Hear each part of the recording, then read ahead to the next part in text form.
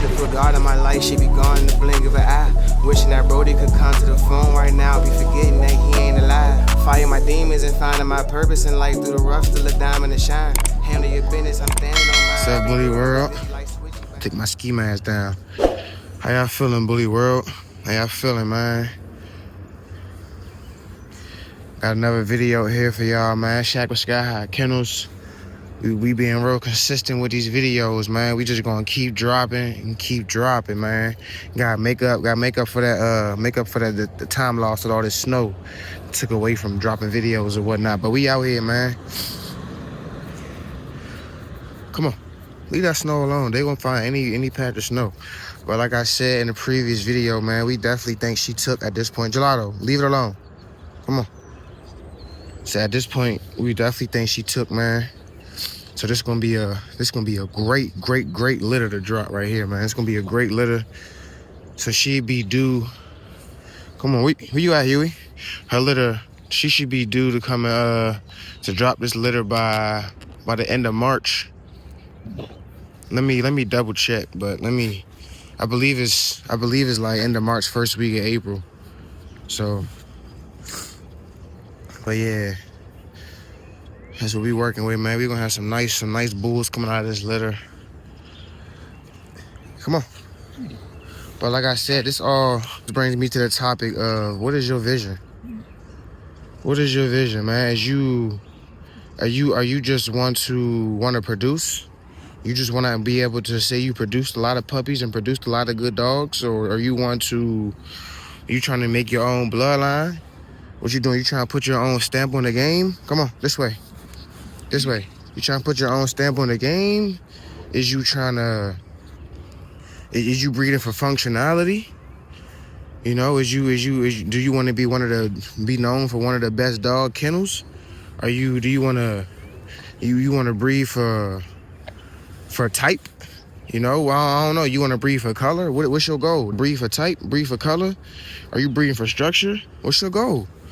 Once you figure that out, then everything will start making sense. But if you just smacking dogs together and keeping this dog because it look good, or keeping this puppy because the color on it, then it's not gonna make sense for you yet. Everything ain't gonna go the way you think it's supposed to go. Because it's a process and it steps to everything, man.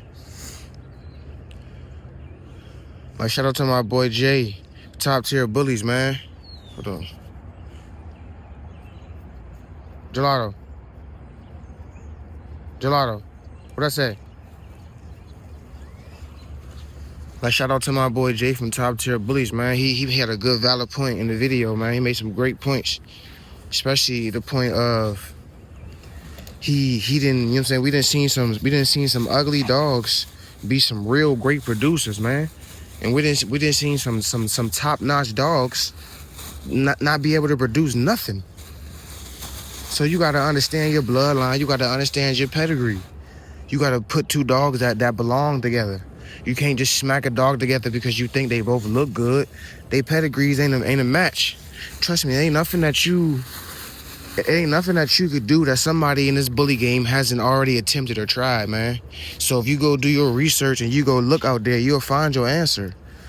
Like, it's probably somebody who put two dogs together and realized those blood types ain't work together, or realized them blood types is a power match. And so once you realize what you got, once you realize what you're working with, you're going to know what to do. It's a blueprint for everything. It's definitely a blueprint for everything.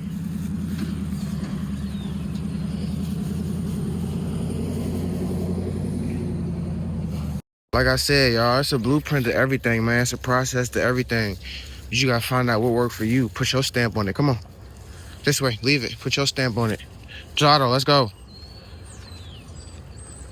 It's a process for everything. It's a certain way to do things, man. But what's your stamp? What's your vision?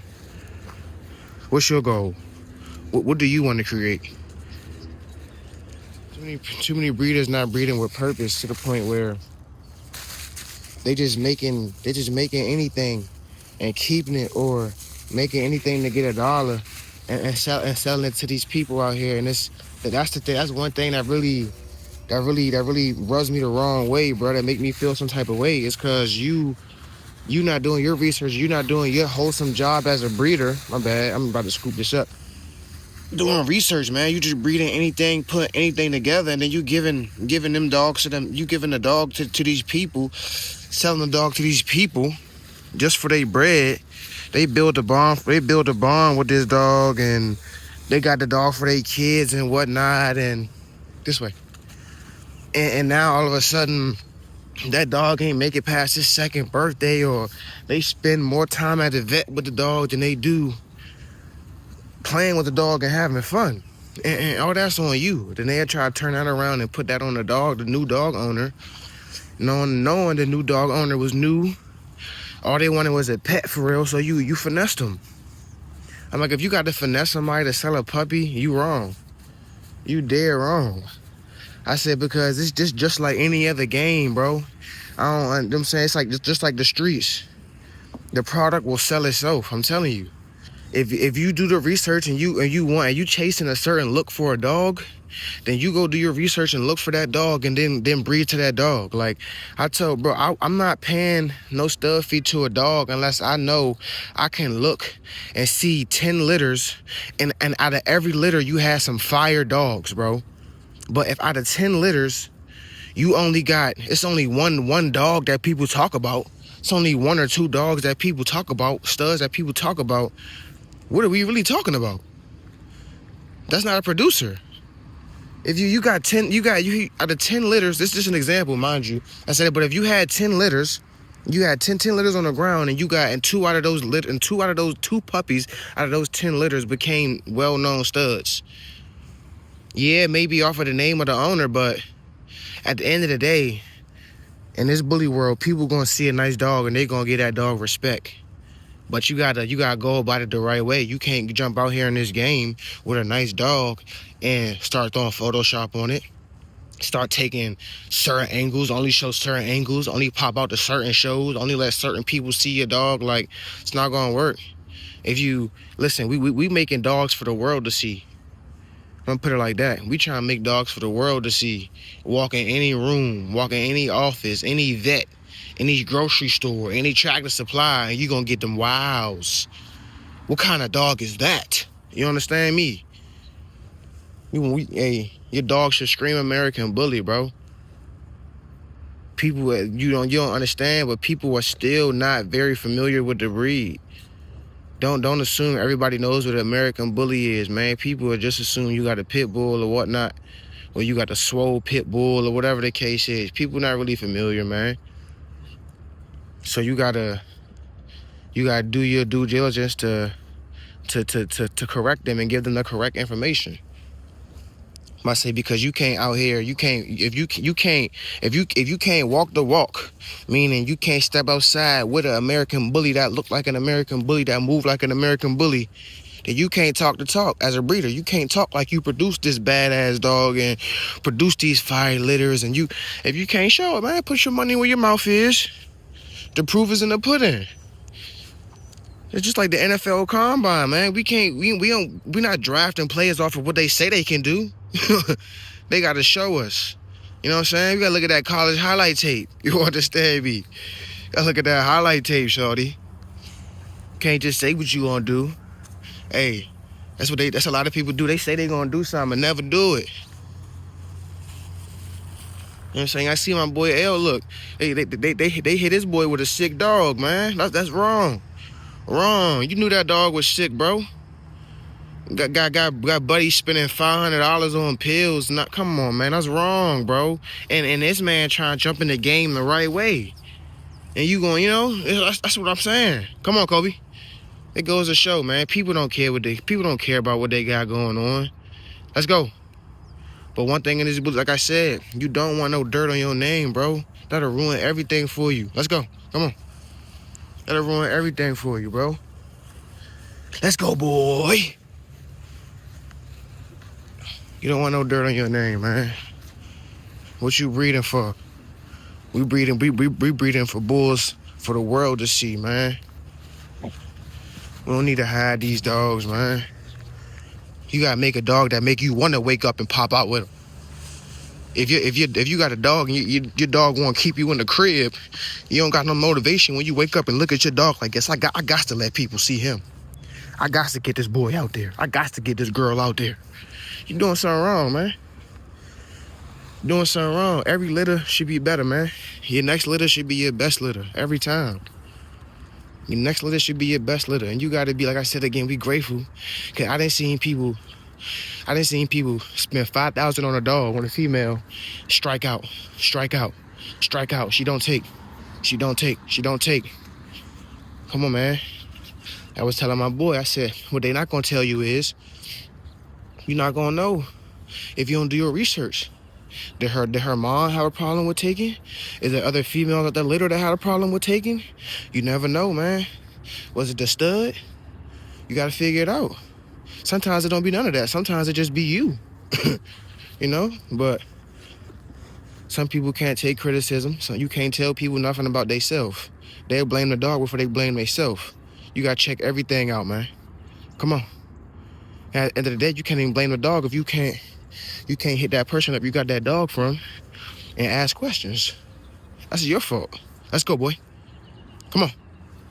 Let's go. I see I'm in a car right now, but just to piggyback off of what I was saying earlier, like, first thing first, I love my dogs. You gotta love your dogs for this to even work even a little bit. You gotta love to do this. You gotta love to wake up. Even when you don't want to, you gotta wake up. Go take the dogs out early in the morning. Whatever works for you, but you gotta figure that out. You gotta figure that out first. You know what I'm saying? You gotta figure out what works for you. You can't go off of what somebody else doing.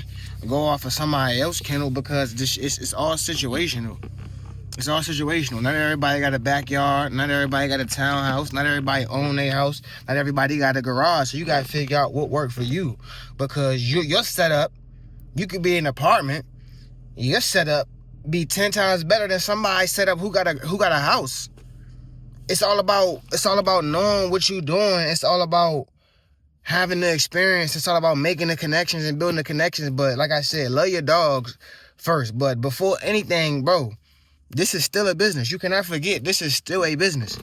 And when you breed good and you make sure these breedings match up, you get a fine dog. You get a dog that some dogs come damn near trained. Like, you'll see some puppies, some people take pictures like, bro, how you get that puppy to stack like that? How you get that puppy to stand still like that? Because it's in the blood. You take a champion show dog and breed that to another champion show dog. You don't think you're going to get a litter full of show dogs?